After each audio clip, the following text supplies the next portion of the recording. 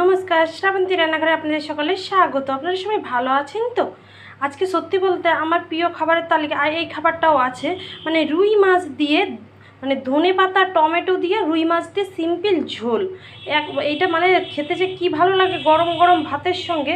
দেখুন আমি কীভাবে বানাচ্ছি, কী নিয়ে নিয়েছি। এই যে টমেটোটা কুচি নিয়েছি, ধনেপাতা কুচি করে নিয়েছি, শুকনো লঙ্কা আমি এটা বেটে নেব, আদা বাটা মানে আদা কুচি, রসুনের কোয়া, রুই মাছটাকে ভালো করে ধুয়ে পরিষ্কার করে নিয়েছি, আলুটা এইভাবে কেটে নিয়েছি, পেঁয়াজ কুচি আর হচ্ছে কাঁচা লঙ্কা চেরা।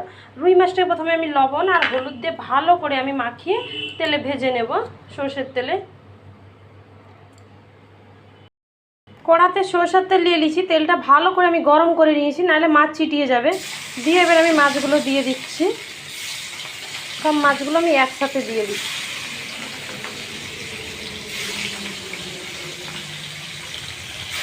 দিয়ে মাছটাকে আমি লাল করে আমি ভেজে নেব।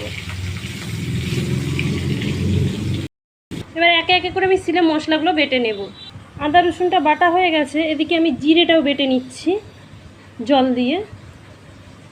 জিরেটাও আমার বাটা হয়ে গেছে, এবার আমি লঙ্কাটা বেটে নেব। লঙ্কাটা ভালো করে বাটা হয়ে গেছে। আপনাদের একটা কথা বলি যে লঙ্কাটা ভিজিয়ে রাখবেন জলে, তাহলে তাড়াতাড়ি ভালোভাবে বাটা হবে। মাছটা আমার লাল করে ভাজা হয়ে গেছে, এবার আমি আলুটা ভেজে নেব মাছটা নামিয়ে নিয়ে। এবার আলুটা লবণ হলুদ দিয়ে আমি ভেজে নিচ্ছি।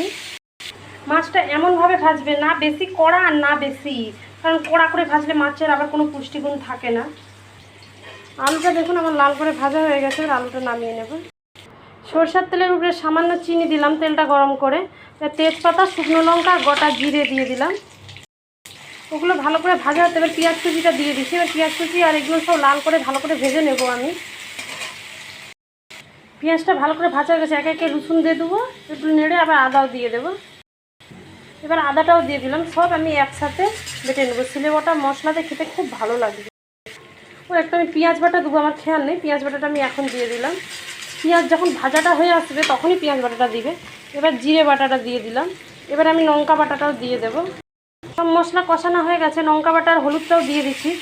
আমি জিরে বাটাটা পরিমাণ কম দিচ্ছি, এখানে শুধু আদা রসুন দিয়ে করলেও তাও কিন্তু ভালো লাগবে। দিয়ে একটু সামান্য মশলা ধুয়ে রাখা জল দিয়ে দিলাম। মশলাটা ভালোভাবে কষানো হয়ে গেছে, লবণ দিয়ে দিচ্ছি, টমেটো আর এবার ধনে পাতাটাও দিলাম, আর কিছুটা ধনে পাতা রেখেও দিয়েছি, লাস্টে দেবো। দিয়ে ভালো করে কষিয়ে নেব। মশলাটা আমার ভালো করে কষানো হয়ে গেছে, এবার আলু দিয়ে দিলাম। আলুটা দিয়েও আমি ভালো করে কষিয়ে নেব।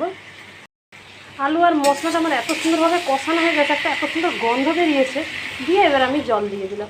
এর এমন জল দিবে না বেশি জল আর না বেশি, মিডিয়াম থাকবে। এবার ঝোলটা ফুটে উঠলে মাছগুলো দেবো। ঝোলটা আমার হালকা ফুটে উঠেছে, এবার সব মাছগুলো দিয়ে ঢাকা দিয়ে দেবো।